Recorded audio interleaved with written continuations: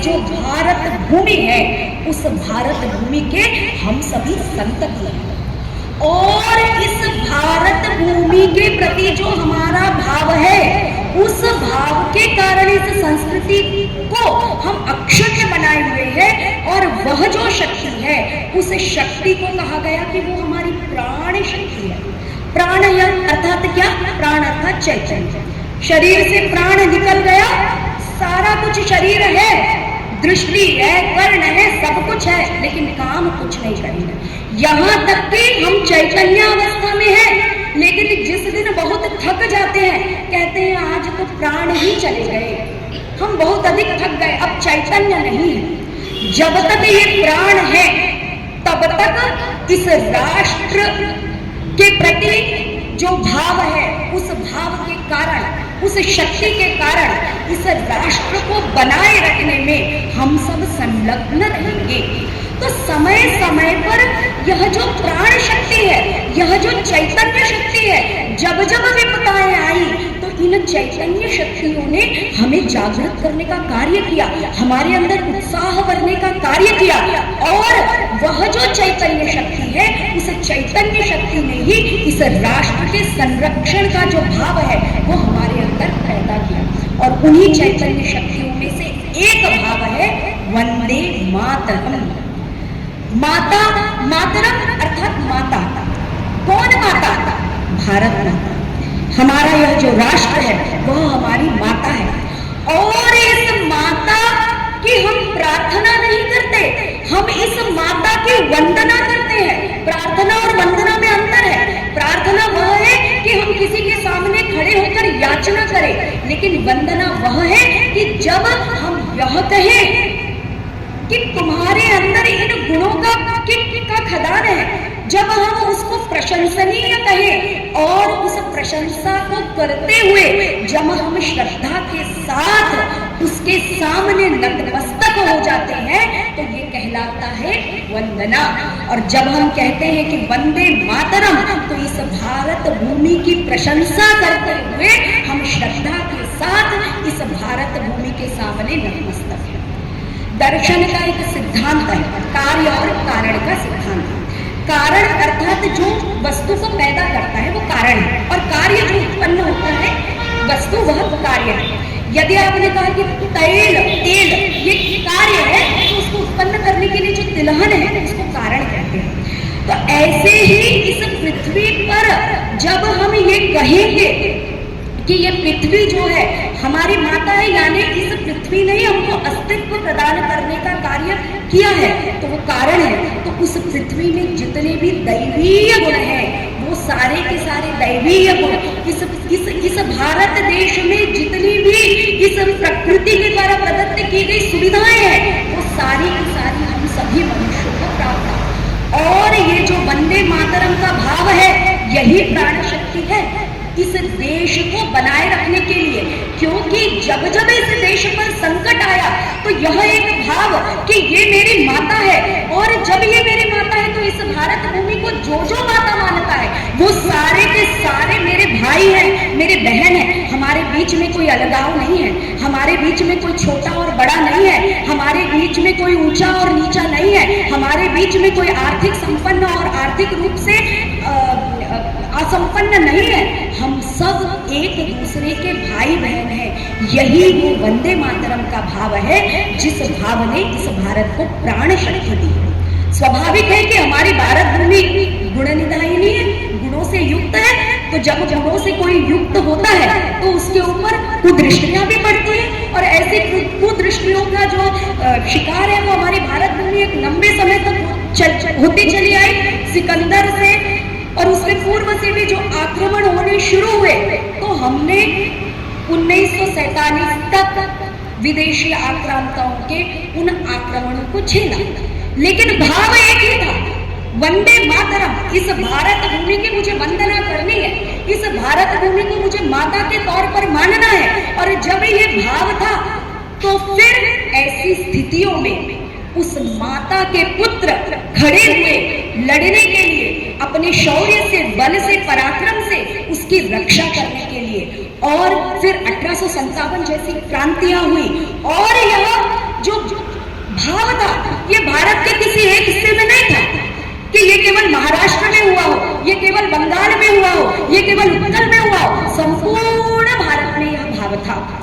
और ऐसे ही भावों को लेकर एक भूमि थी, बंग की भूमि। आज की जो बंग की भूमि है उसको स्मरण करना चाहिए कि वो बंग की भूमि रामकृष्ण परमहंस की भूमि है, वो बंग की भूमि विवेकानंद की भूमि है, वह जो बंग की भूमि है वो खुदीराम बोस की भूमि है। और वही बंग की भूमि थी बंकिम चंद्र चट्टोपाध्याय जी की बंग की भूमि। 1838 में उस बंग भूमि पर बंकिम चंद्र चट्टोपाध्याय नाम के एक बड़े साहित्यकार ने, एक राष्ट्रवादी साहित्यकार ने जन्म लिया। पिताजी उनके डिप्टी कलेक्टर थे और जो अंग्रेज सरकार थी उनकी सेवा में थे। घर में अंग्रेजी और आंग्ल साहित्य का वातावरण था, लेकिन कहते हैं कि सत्संगति कथय निम्न करोति पुंसाम, घर में कितना भी पाश्चात्य का वातावरण हो, यदि बालिका जो है वो शाखा में आ गई तो मुख्य शिक्षिका उसको सारी भारतीय संस्कृति, सारे भारतीय आचरण सिखाकर ही छोड़ती है। ऐसे ही बंकिम चंद्र चट्टोपाध्याय का सौभाग्य था कि उनको ईश्वर चंद्र गुप्त जैसे एक साहित्यिक गुरु का लाभ प्राप्त हुआ और उन्होंने फिर ईश्वर चंद्र गुप्त ने उनको बंग साहित्य और संस्कृत साहित्य को पढ़ने की प्रेरणा दी। और जब उन्होंने संस्कृत साहित्य को पढ़ा तो संस्कृत साहित्य को पढ़ने के बाद स्वाभाविक है कि जननी जन्मभूमिश्च स्वर्गादपि गरीयसी पढ़ेंगे ही। जब संस्कृत साहित्य पढ़ेंगे तो माता भूमि पुत्रो अहम पृथिव्याः पढ़ेंगे ही। और जब उन्होंने ये सब पढ़ा तो उनके मन में साथ ही साथ और भी अन्य साहित्यों को पढ़कर उनके मन में राष्ट्रवाद का जो संस्कार आया, उस राष्ट्रवाद के संस्कार ने उनको एक राष्ट्रभक्त साहित्यकार के रूप में खड़ा किया। और फिर उनके ऊपर सन्यासी आंदोलन नाम के एक आंदोलन का प्रचुर प्रभाव पड़ा, जिसके विषय में उन्होंने गहन अध्ययन किया था और उनकी लेखनी से एक ग्रंथ का जन्म हुआ जिसका नाम था आनंद मठ। और इस आनंद मठ में वो राष्ट्रवाद के जो स्वर थे वो उपन्यास के रूप में मुखरित हुए थे। वह एक कथानक था जिसमें से राष्ट्रवाद के स्वर दिखाई देते थे। उसी आनंद मठ का जो नायक था भवानंद, उसके मुख से उन्होंने जिस गीत को कहलवाया वह गीत था वंदे मातरम, जिसको आज हम राष्ट्र गीत के रूप में सभी लोग जानते हैं। उसके जो प्रथम दो जो ध्रुव पद थे उन प्रथम दो पदों को संस्कृत में लिखा गया था, किंतु उसके पश्चात जब वह बांग्ला भाषा के उपन्यास में गीत उन पदों के साथ रखा जाने लगा तो बांग्ला भाषा में चूंकि वो उपन्यास था, इसीलिए संस्कृत निष्ठ बांग्ला में उनके अन्य पदों की रचना हुई जो उस नायक के द्वारा गाया जाता था। और बाद में जब यह आनंद मठ प्रसिद्ध हुआ तो ये वंदे मातरम जो गीत है ये तो जन जन का गीत बन गया। बंकिम चंद्र ने जब ये वंदे मातरम गीत लिखा तो उनका उद्देश्य था भूमि की, जो मैंने आपको बताया, वंदना करना, इसके गुणों को संपूर्ण राष्ट्र इस भूमि के गुणों को जान पाए, उसके लिए उन्होंने यह गीत लिखा था। और साथ ही साथ उन्होंने कोलकाता से कुछ दूरी तक जब यात्रा की तो देखा कि अरे ये तो बड़ी सुंदर भूमि है और उसका जो प्राकृतिक परिदृश्य है वो बहुत ही सुंदर है। तो उस प्राकृतिक परिदृश्य को भी उन्होंने अपने उस गीत में समाहित किया और वह जो गीत है वो राष्ट्रवाद का प्रखर स्वर बन गया।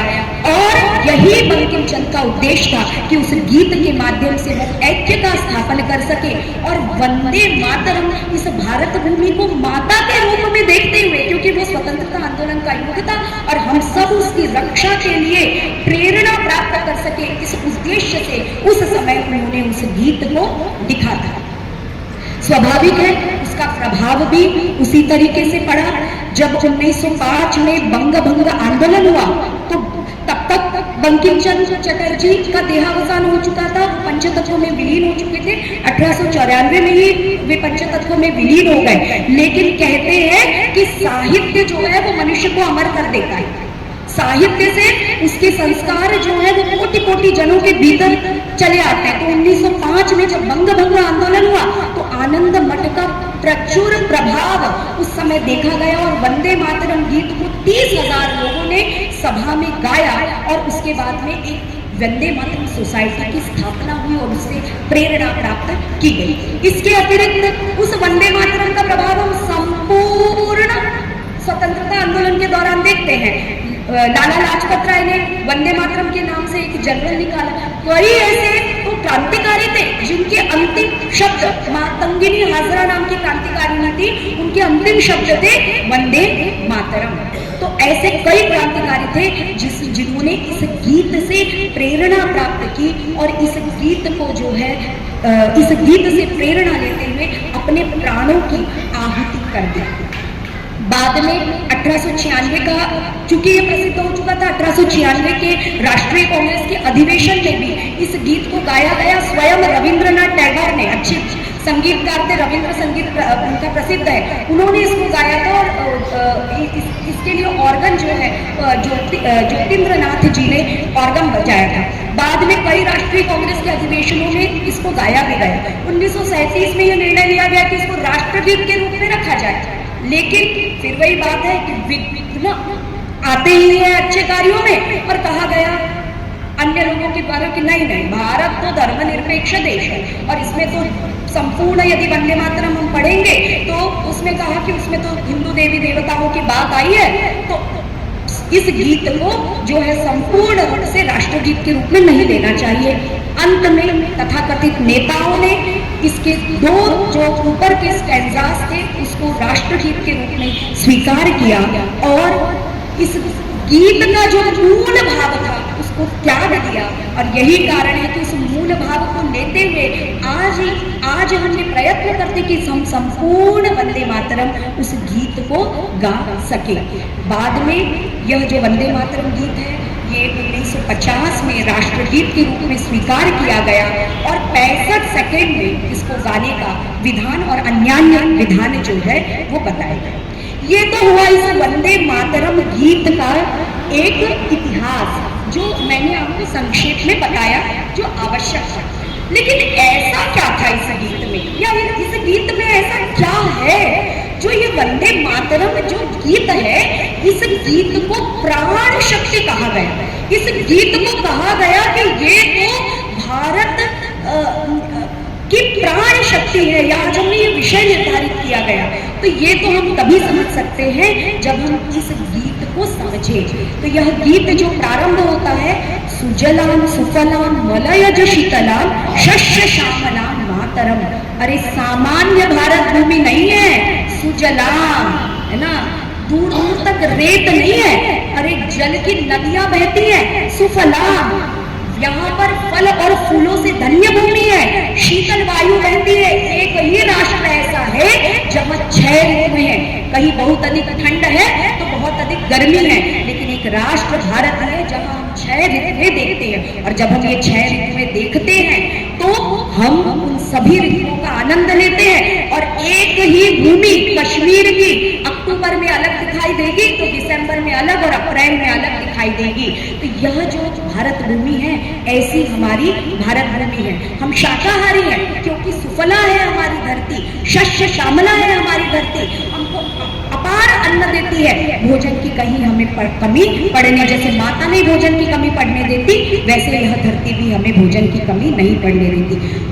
शुभ्र ज्योत्स्ना पुलकितयामिनीं फुल्ल कुसुमिता धूमदल शोभिनीं सुहासिनीं सुमधुर भाषिनीं सुखदाम वरदाम मातरम। शुभ्र ज्योत्स्ना पुलकित, हमारी तो रातें भी ज्योत्स्ना से परिपूर्ण है, रात्रि में भी हमारे यहाँ अंधकार नहीं है। पुलकितयामिनी और फुल्ल कुसुमिता द्रुमदल शोभिनी, और वृक्ष चारों ओर द्रुम ही द्रुम है, चारों ओर पर्यावरण। इसीलिए हम पर्यावरण संरक्षण की बात करते हैं। और अभी जब हम 5 परिवर्तनों की बात करते हैं तो उसमें भी हमने पर्यावरण संरक्षण की बात की है, क्योंकि ये पर्यावरण जो है इस भारत माता का अंग है।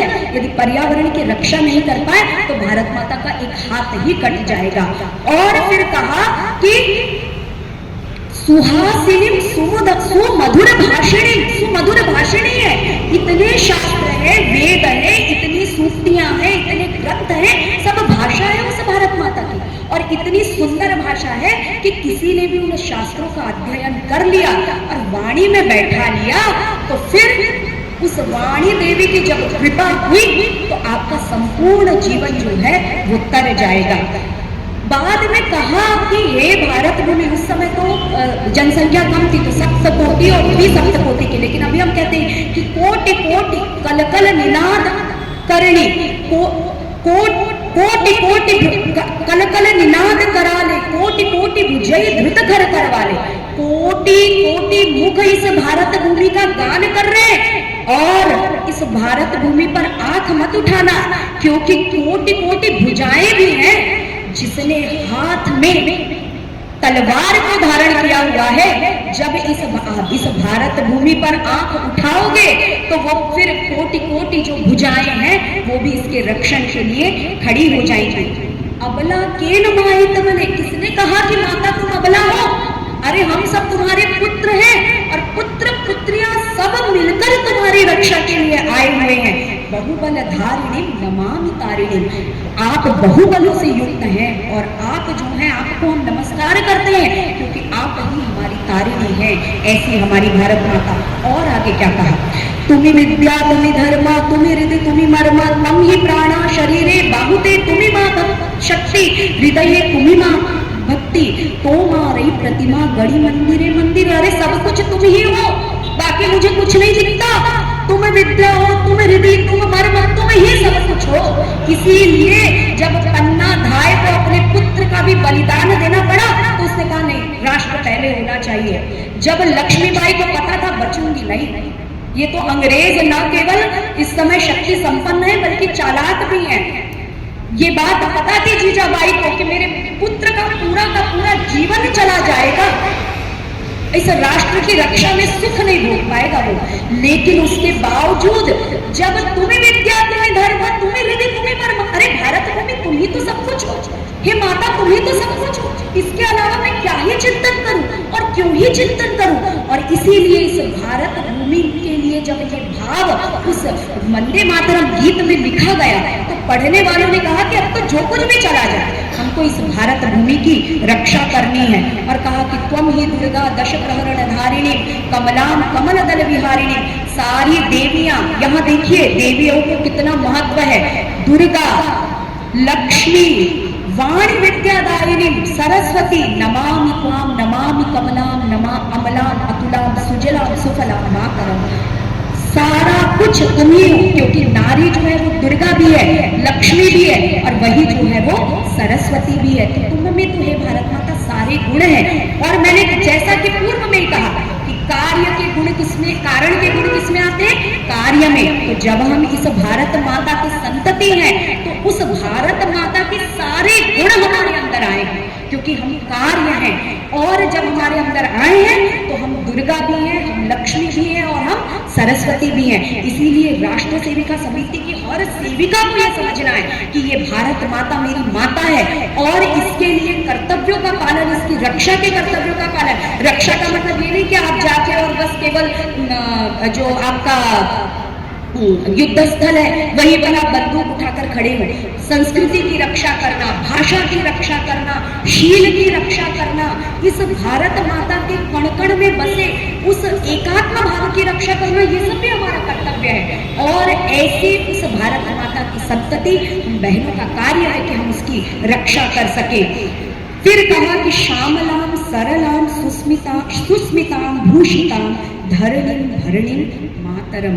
इतना सब कुछ है फिर भी तुम श्यामला हो, सरलाम तुम बड़ी सरल हो, इतने गुणों से युक्त हो फिर भी सरल हो। यही कारण है कि जितनी संस्कृतियां आई, जितने लोग आए, बरबर आक्रांत आए, सब कुछ समाप्त करने का भाव लेकर आए, लेकिन हमने उनको अपने हृदय में स्थान दिया।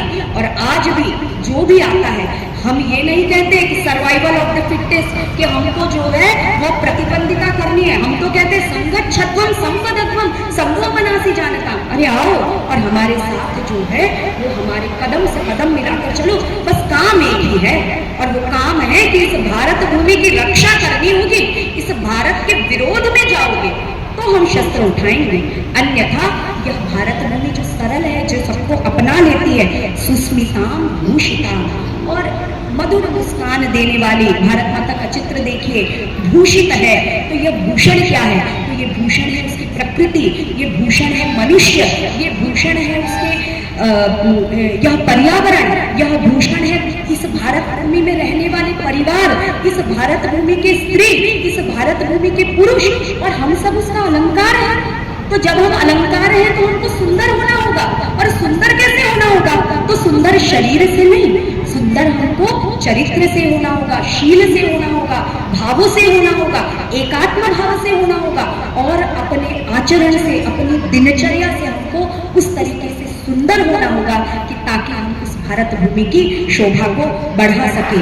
तो ऐसा यह जो वंदे मातरम गीत लिखा गया बंकिम चंद्र चट्टोपाध्याय के द्वारा, तो जब इस वंदे मातरम गीत को उस स्वातंत्र आंदोलन में जन जन ने गाया, तो उस भारत माता के प्रति जो मातृत्व भाव था, उसके गुणों को, उस गुणधारिणी भारत माता को बचाने का जो भावना थी, उस भावना ने हृदय में स्थान किया। और इसीलिए ये कोटि कोटि, अभी एक आपने गीत सुना कि कोटि कोटि कंठों का ये गीत बना। और यही कारण है कि आज भी बंकिम चंद्र चट्टोपाध्याय आनंद मठ लिखकर उतने ही अजर अमर हैं, उतने ही प्रसिद्ध हैं, और शायद वर्षानुवर्ष वो उतने ही प्रसिद्ध रहेंगे जितनी प्रसिद्ध सूर्य और चंद्रमा है। बंधुगण और भगिनियों, आज भी इस गीत की बड़ी महिमा है। इस गीत को हमें समझना होगा, इस गीत के भाव को हमें जानना होगा, और इस गीत के भाव को जानने के लिए इस गीत का कंठस्थीकरण करते हुए इसको आत्मसात करना होगा। यह भारत माता ही हमारा सब कुछ है। तुम्हें विद्या, तुम्हें धर्म, तुम्हें हृदय, तुम्हें मर्म, सब कुछ यह भारत माता है। और जैसे बालक के लिए, मेरी छोटी बहन की बेटी है, सारे लालच दे दो, तुम्हें चॉकलेट देंगे, तुम्हें खिलौने खरीद देंगे, बोलती है नहीं, माँ के साथ ही रहूंगी, मुझे आपसे कुछ भी नहीं चाहिए, क्योंकि ये उसके लिए उसकी माँ ही सब कुछ है। यह जो भाव है मातृत्व का भाव, वह जो पुत्र के साथ में माता का संबंध होता है, जो नाल से नाल जुड़ी होती है, और वो जो भावनाएं होती है, चाहे कोई भी हो, अपनी माता के लिए ना गलत शब्द सुनेगा और ना ही उसके साथ गलत होते देखेगा। तो हमें इस संक्रांति काल के दौरान, जहाँ दो प्रकार के विचारधाराएं, पाश्चात्य और पूर्व की विचारधाराएं, प्राचीन भारतीय परंपरा की एक तरफ बात है और एक तरफ परिवारों पे पाश्चात्य संस्कृति हावी है, ऐसे संक्रांति काल में इस वंदे मातरम गीत को पढ़िए, इस वंदे मातरम गीत को कंठस्थ कीजिए, इस वंदे मातरम गीत को समझिए, और उस भारत को माता मानकर जब आप वंदना करें, जब उसके लिए श्रद्धा रखें, तो ध्यान रखिए कि जिस दिन इस भारत भूमि पर संकट आएगा, तब मेरा तुम्हारा कुछ नहीं, जो कुछ भी है वो इस भारत भूमि का होगा। यही इसीलिए कहा कि इदम राष्ट्राय इदम न मम, यह सब कुछ मेरा इस राष्ट्र को समर्पित है, और इसके अलावा कुछ भी मेरा नहीं है। इन्हीं भावों को व्यक्त करते हुए आप सभी को सादर नमन करते हुए मैं अपनी वाणी को विराम दूं।